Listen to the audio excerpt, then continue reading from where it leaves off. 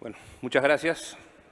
Me parece increíble estar acá con Doménica, con Carlos, que son viejos conocidos, y con Diego, a cuya ronda no llegué, porque acá a los otros dos sí llegué a invertir, porque ya estaba demasiado temprano. Yo soy de esos inversionistas que llegó tarde y no pudo evitar que Diego se tenga que ir a Londres para poder invertir o para poder crecer.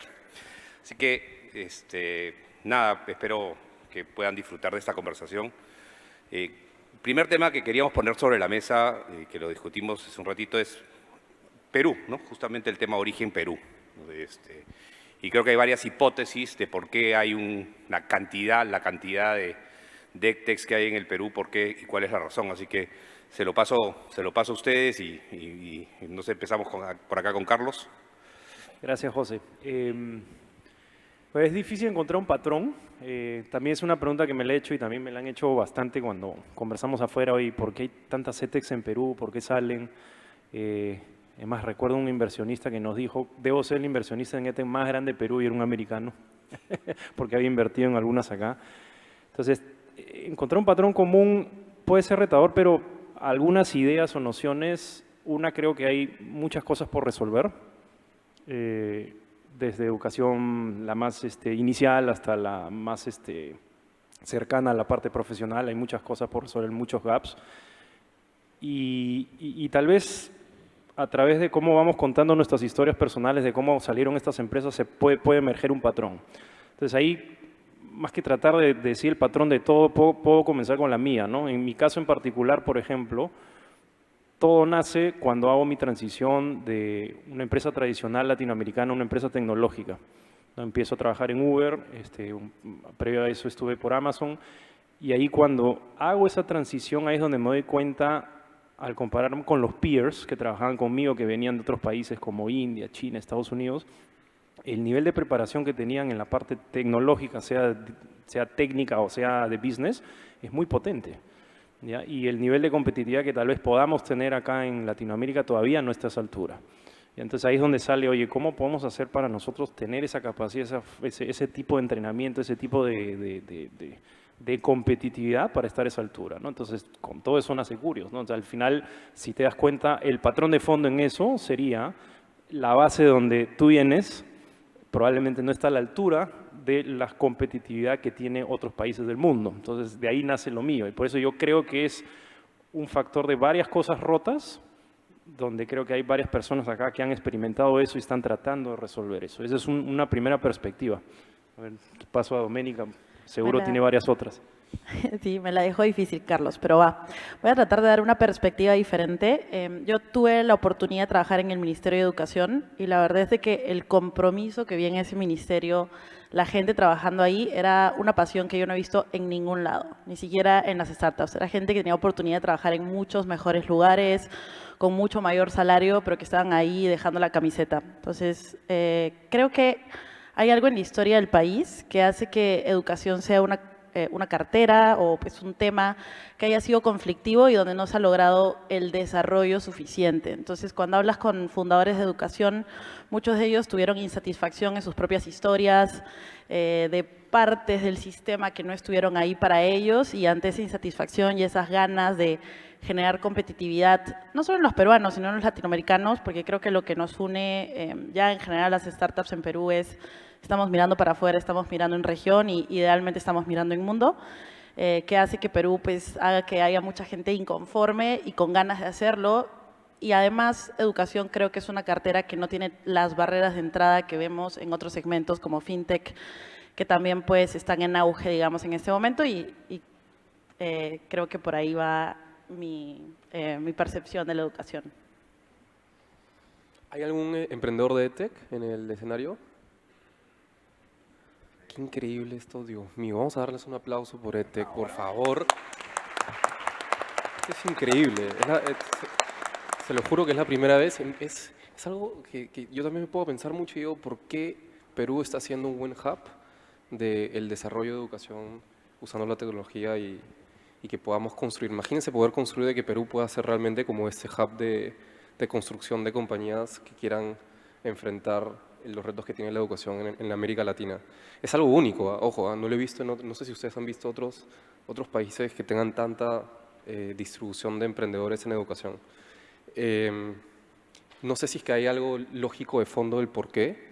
La verdad es que yo también me he hecho mucho esa pregunta y tener un panel de emprendedores de EdTech peruanos es también algo que me alegra muchísimo. Yo creo que tiene que ver mucho con lo que ambos han respondido, ¿no? Las barreras de poder construir una compañía que impacte a miles de millones de personas sin la necesidad de tener que estar montando operaciones locales, físicas y que exista tanta inversión local para poder operar. Creo que es algo muy bonito del modelo. Lo segundo, el hecho de que, o sea, creo que el modelo de educación aún es un modelo todavía muy joven en América Latina y hay, creo que, mucho campo todavía para poder seguir innovando y descubriendo realmente cómo construir impacto. Justo era lo que estamos discutiendo antes, ¿no? La forma como se mide el impacto de lo que estamos haciendo es súper difícil y todavía no existe como una fórmula de ABC, ese es el impacto que estamos construyendo. Entonces hay todavía mucho campo por innovar y creo que eso también ayuda, siendo Perú un país que tiene mucho déficit de acceso a educación de por sí, ¿no? Ahora, en temas personales, yo creo que cada emprendedor cuando inicia algo tiene algo de fondo personal. En mi caso fue también algo muy personal, ¿no? En donde mi papá tuvo como mucho, por la educación salió adelante y creo que eso pasa mucho en familias, donde apuestan mucho por la educación y en tu momento que estás creciendo escuchas bastante cómo la educación realmente puede cambiar el futuro de tu familia, ¿no? Entonces, en mi caso en particular, yo tuve como mucho ímpetu durante mi época de niño, en donde mi viejo constantemente me decía, la educación realmente puede generar un cambio en tu vida y veo mi familia. Entonces de repente hay un inconsciente ahí de fondo, no lo sé la verdad, pero eso es más mi tema personal que lo tenía y por eso arranqué Creana, ¿no? Pero la verdad es bien bonito ver de que estamos de cierta forma construyendo un ecosistema que se está especializando en una vertical que creo que es importante. Voy a hacer doble clic, como dicen, en la medición de impacto, que es una gran dificultad. Es una dificultad para los GPs como nosotros, porque los LPs a nosotros nos están pidiendo que midamos el impacto de nuestras inversiones. Y al final se mide a través de ustedes. ¿Cuál creen ustedes primero, qué indicador usarían ustedes en sus startups para medir el impacto que están teniendo en temas de educación o de empleabilidad, tema al cual vamos a regresar después? Entonces, si pueden hacer, o sea, no tienen que estar midiéndolo ahora, pero sí, digamos, ¿cuál creen que son los indicadores? Nos empezamos por Doménica esta vez. ¿Está buscando algo? Ahí voy. Uy, es que para mí esta pregunta es complicada, porque sí, cuando emprendes en EdTech, y esto es para los emprendedores que están en esto, vas a tener dos tipos de inversionistas, ¿no? El VC puro, que te va a pedir retornos económicos netamente, y el VC de impacto, que te va a pedir métricas de impacto, ¿no? Entonces, tener que satisfacer ambos lados es un reto, ¿no? Porque tienes, digamos, hay dos stakeholders, dos posibles inversionistas a los que satisfacer, y yo creo que es muy importante que las métricas de impacto, al menos en las que se enfoquen las empresas de educación en sus primeros años, sean aquellas que están ligadas con los resultados económicos de la empresa, ¿no? Entonces, impacto estaría ideal que sea parte de un OKR de la organización, pero que finalmente te lleve a un crecimiento financiero, porque a veces enfocarte en impacto y tener que enfocarte en las dos cosas, al final no haces ninguna de las dos bien. En nuestro caso sí hay algunos indicadores de impacto que están dentro de los indicadores financieros, pero eso es cuánta gente consigue trabajo con Talently cada mes, ¿no? Entonces esto claramente trae revenue asociado, el salario que obtienen estas personas, que es de alguna forma nuestro pricing, y ese incremental salarial además nos habla mucho del impacto que podemos tener. Entonces, mi opinión es que en el corto plazo las dos cosas tienen que ser una, porque si son dos cosas diferentes, pues el juego en el que estamos es un juego de enfoque. Y es muy importante que las puedas tener ambas conversando activamente para hacer bien las cosas. Pero esas son algunas de las que nosotros medimos en Talently. Y Carlos, tú que estás en el tema de entrenamiento corporativo, es decir, ahí no es el individuo que consigue mejor salario, sino que el impacto lo mides a nivel de la empresa en sí o de tu cliente o de tu usuario. Sí, buena pregunta. Definitivamente, probablemente todavía no está totalmente resuelto en el mundo. Sin embargo, hay unas nociones, ¿no? Entonces, cuando vamos a una empresa, pues tienes la persona que compra, que es el que pone la inversión para obtener algún retorno de algún modo, y los usuarios finales, que son los colaboradores, que son los recipientes de los cursos, ¿no? Entonces, en toda la parte del recipiente del curso, de la parte de abajo, ahí puedes medir cosas como desde ratios de compleción, satisfacción, aumento de empleabilidad, entre otras cosas. La parte que siempre es una de las más retadoras es el impacto final en el ROI, ¿no? Entonces, ahí lo que trato de ver siempre, o tratamos de ver en el equipo, es si es muy difícil llegar hasta esa atribución final, que a veces está muy sujeta a múltiples variables que ni siquiera están en tu control.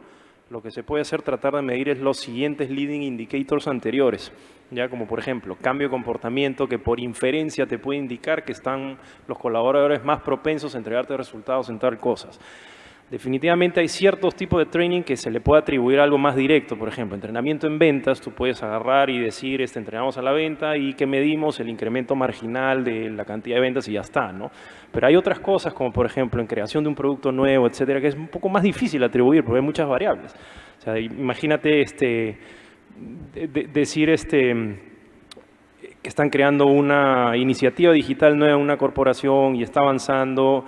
Puede haber hasta presión interna del mismo grupo de que no quieren que avance por temas culturales, etcétera. Entonces esas cosas están totalmente fuera de tu control. Entonces es un poco difícil de aislar, pero creo que un punto de partida es medir ciertos leading indicators que te indiquen que por inferencia puedes lograr lo otro. Atar el tema final creo que es un reto, pero sé que muchas empresas están en camino de apuntar a hacerlo. Ahora, yo siempre volteo la pregunta también, ¿no? ¿Cuál es el costo de oportunidad de no hacer ese entrenamiento por no tener el resultado? Entonces también es algo que las empresas siempre tienen que reflexionar, ¿no? Y en el tema de fundraising, porque estamos hablando EdTech, todo bonito, la misión, el propósito, todos estamos de acuerdo. ¿Qué dificultad, o sea, qué problema tienen en levantar dinero por ser EdTechs? Empecemos por Diego.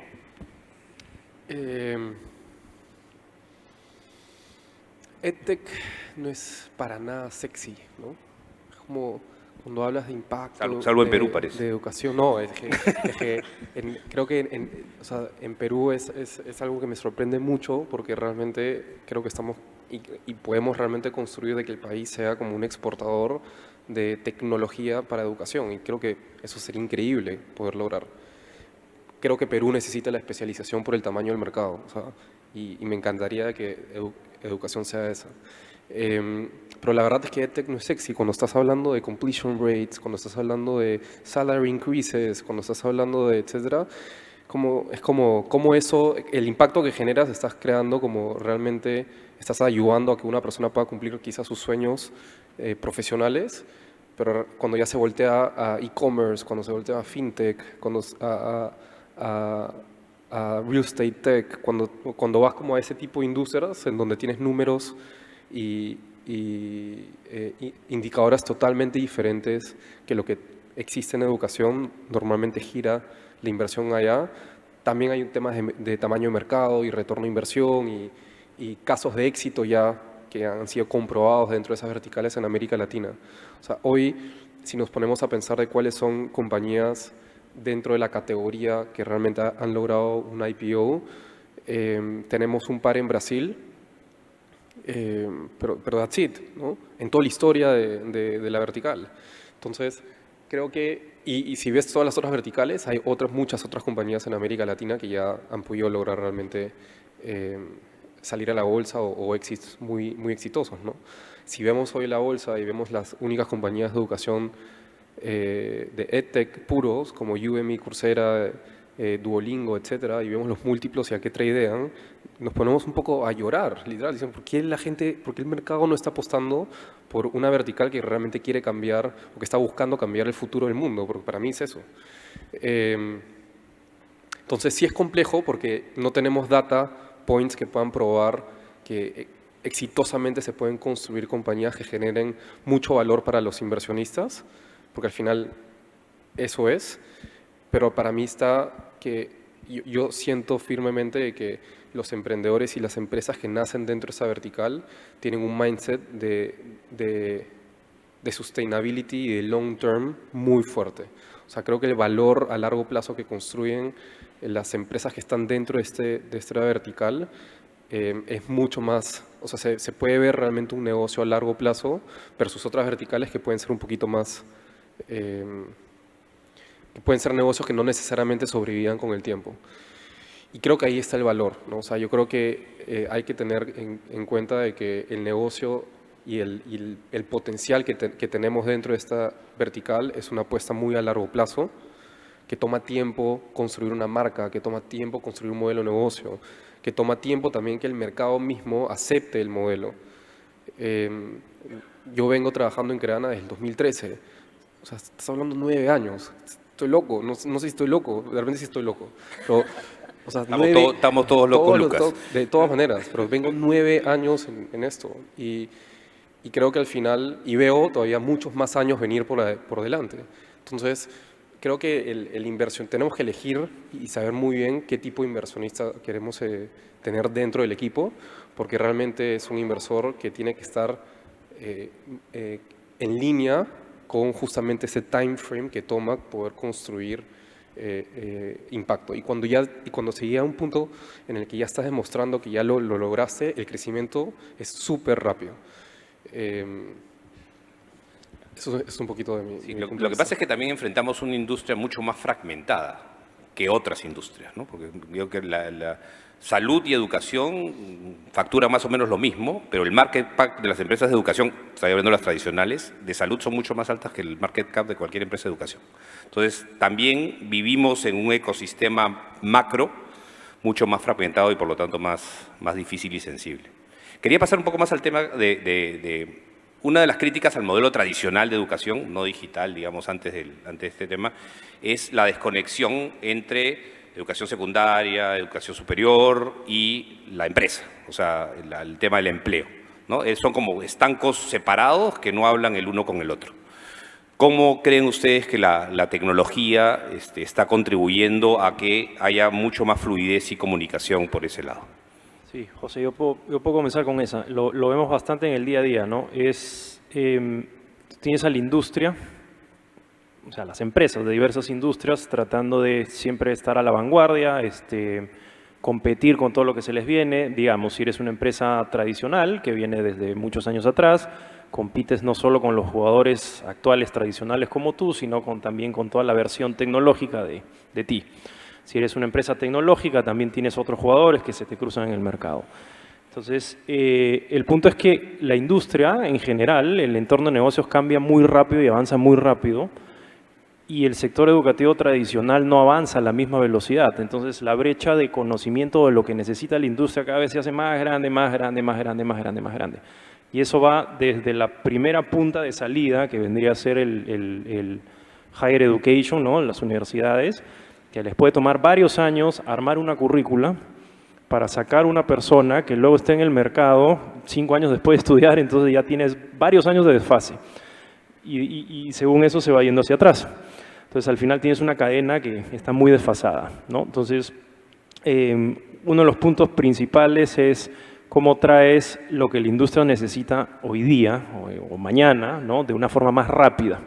Ese es uno de los puntos. Bueno, nosotros tratamos de cubrir esa parte, pero sin entrar ahí en tanto detalle. Ese desfase es uno de los grandes problemas, es la velocidad del sistema tradicional. ¿Ya? Y ahí es donde creo que los jugadores tecnológicos pueden tener un poco más de velocidad de respuesta para lograr hacerlo. Vienen otros retos, como los que mencionaba Diego, ¿no? Es que el mercado te empiece a reconocer, ¿no? El tema de construir una marca en educación toma tiempo, ¿no? Que el mercado confíe en ti toma tiempo. Pero creo que es inevitable que se tengan que hacer esas cosas para resolver estos problemas de gaps bien grandes, ¿no? Mónica, ¿algo que añadir? Súper. Nuestro approach es de que sí, los problemas son gigantescos, pero para abordarlos tienes que ir por microproblemas y luego si eso lo resuelves excepcionalmente bien, luego lo vas a poder escalar de forma infinita, ¿no? Entonces, el problema que nosotros resolvemos desde Talently es de que los profesionales en Latinoamérica no saben conseguir trabajos de calidad, ¿no? Entonces, las personas en Latinoamérica están subpagadas, están activamente como en trabajos menores a las capacidades que tienen, no saben cómo abordar entrevistas de selección, no saben cómo pasar retos técnicos y nadie se fijó en ese pequeñísimo problema, pero que hace toda la diferencia, que es, nosotros nos gusta imaginar un mundo donde cualquier profesional puede encontrar el mejor trabajo posible para sí, sin importar las barreras geográficas, socioeconómicas, de background, educación, etcétera. Entonces, empezamos resolviendo un problema muy chiquito y para un nicho chiquito, que era el de software developers, y nos damos cuenta cómo, pues llevamos 3 años en esto y no hemos parado de crecer activamente mes tras mes. Porque creo que cuando alguien resuelve un problema que es extremadamente doloroso, el crecimiento va a venir y realmente en educación hay tanto que resolver y siempre vas a encontrar ahí un organismo internacional o vas a encontrar un VC que diga, ay, pero este problema también lo puedes resolver tú y también puedes hacer esto y esto y esto.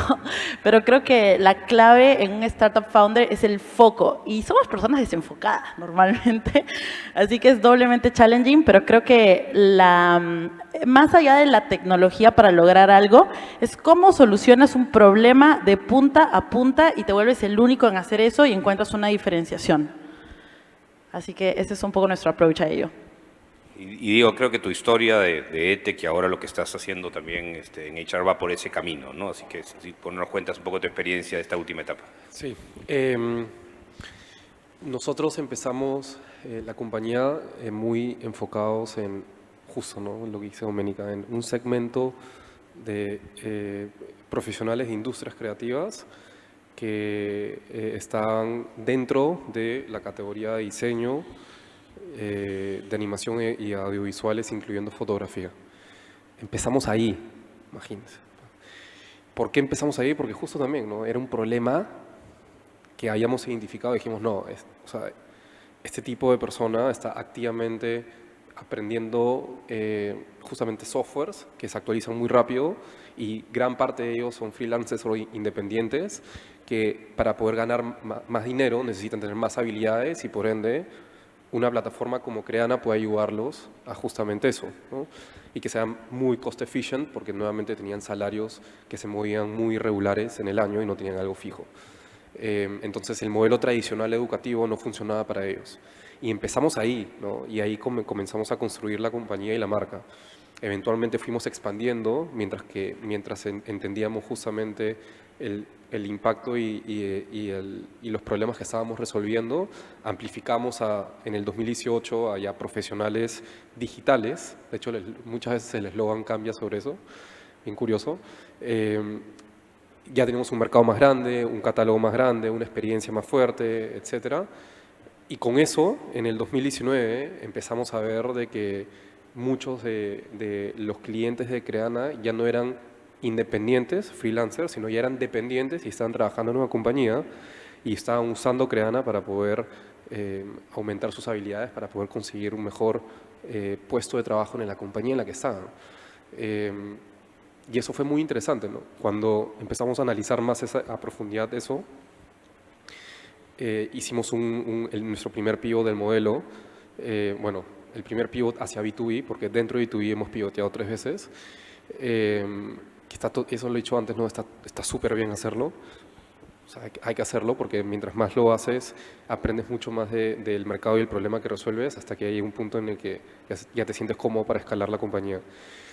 Y en el 2019, finales a inicios del 2020, dijimos no, o sea, vemos una oportunidad enorme dentro de recursos humanos y trabajando con compañías para poder llegar al target en lugar de ir uno a uno, ¿no? Y desde inicios del 2020 a hoy comenzamos a construir Creana en lo que es hoy, ¿no?, que es un Learning and Development Company para equipos de recursos humanos en América Latina. Esa transición desde el 2020 a hoy ha sido, creo que, muy importante para nosotros porque descubrimos realmente en dónde éramos súper buenos y que ya podemos medir el impacto de una manera que se traduzca a negocio.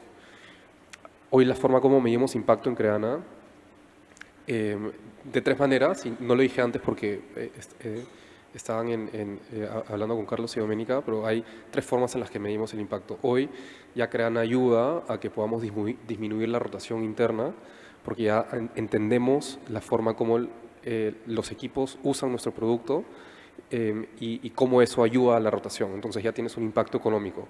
Menos rotación, hay obviamente menos gasto en reclutamiento y la retención es más eficiente que reclutar, ¿no? Entonces, eso es un impacto fuerte. El segundo impacto es temas de clima laboral, ¿no? Y cómo se sienten las personas dentro de la compañía. Y ese impacto también es muy profundo. Y el tercero es algo más relacionado a cómo movemos las generaciones de los roles y de los equipos internamente a cómo hacemos un upgrade de pools de talento internamente en la compañía para poder acompañarlos a la siguiente etapa que necesita la empresa, ¿no? Ejemplo, ¿no? Una empresa de call center con la que trabajamos tenía que hacer un reskilling fuerte de sus equipos porque están moviéndose a un panorama de negocio más tecnológico. Entonces creo que el impacto en conjunto con el tipo de target que tienes va evolucionando a medida que vas construyendo la compañía, pero nuevamente como lo que dijeron ambos, ¿no? Creo que el foco tiene que ser muy puntual en saber bien qué es lo que haces y qué es lo que tú estás haciendo hoy, cómo realmente está generando un impacto en el cliente como también internamente en el negocio. En valor. Una pregunta que se me acaba de ocurrir. Todos ustedes están en educación superior, digamos, de educación superior, empleabilidad, B2B, etc. Nuestros países en América Latina requieren muchas veces que los jóvenes empiecen a trabajar, o sea, súper jóvenes. O sea, ¿por qué? Porque sus familias no pueden, en muchos casos, ni siquiera financiarles estudios superiores, o en todo caso tienen que estudiar junto a trabajar. O sea, ¿han pensado ustedes en algún momento en alguna fórmula, aunque no para su negocio, pero en general, si existe la manera de ayudar desde temprano, es decir, de empezar a dar estas capacidades desde que están en el colegio? Cualquiera. Quien quiera chapar esa, pero se me acaba de ocurrir. No lo había pensado como algo, digamos, una vertical de Curios, pero definitivamente es un espacio donde hay muchísima oportunidad como para que se inserten cosas que no están siendo dadas ahorita en las currículas actuales, ¿no? Desde manejo emocional hasta, qué sé yo, finanzas básicas, cosas que quisiéramos que estén insertadas, ¿no? en los chicos y jóvenes. De todas maneras, José, o sea, creo que es una oportunidad bien grande. Ahí el reto viene, creería yo que el reto viene en el ciclo de venta con esas entidades que son la que da la de distribución directa, ¿no? Los colegios, etcétera. Tal vez puedas ir por el costado a los padres, entonces habría que ver cómo funcionaría el modelo de negocio. También, ideas al aire en base a lo que se me ocurre ahora, pero creo que como oportunidad para que las personas, los jóvenes, desarrollen más capacidades para que sean mejor en su vida, está ahí, de todas maneras, ¿eh? De todas maneras. O sea, a ver, recuerdo haber leído en algún momento que por ejemplo, en India todo el tema del yoga está puesto desde chico en las personas, yoga y meditación, como factores para resolver problemas emocionales, ¿no? Entonces creo que hay toda esa serie de cosas añadidas a lo que la currícula tradicional da, que podría ayudar mucho a los jóvenes desde más chicos, definitivamente. En mi caso, creo que me siento muy orgullosa de que el 40% de personas que pasan por Talently nunca fueron a una universidad o pasaron por educación tradicional. Entonces, sí me hace mucha emoción saber que trabajamos con gente que decidieron ir por otro tipo de caminos. Entonces, ahí un poco lo que nosotros hacemos, porque también sabemos que nuestro alcance es limitado, es invertir mucho en comunidades de desarrolladores de software, de este tipo de población, porque la verdad es que los casos de éxito que se pueden hacer ahí son brutales.